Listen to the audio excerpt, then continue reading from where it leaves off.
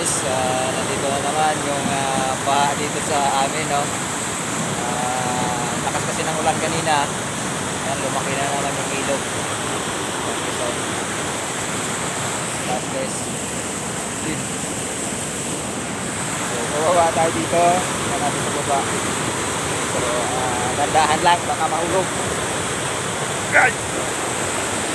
Ito. Tubig. Sobrang lakas kanina ng ulan.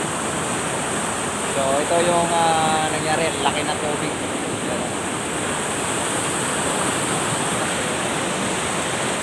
Baba na.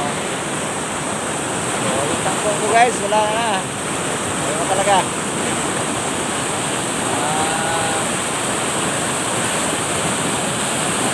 Wala na.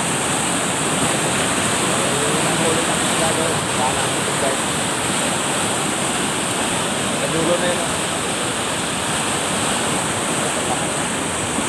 Lakas talaga ng akin ng tubig.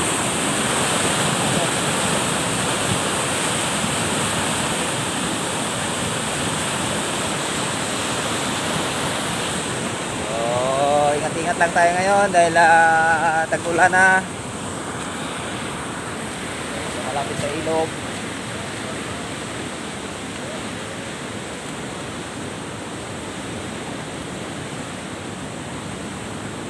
Grabe ang laki ng tubig. Lakas ng ulan dito kanina, halos isang oras. Ganito na kalaki yung tubig. Pero isang oras yung ulan dito sa amin kanina. Hindi mo nakakalaki yung tubig. Oy!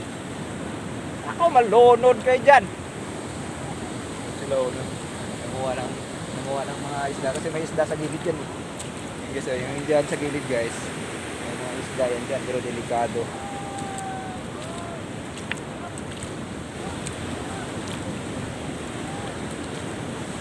Tubig oh.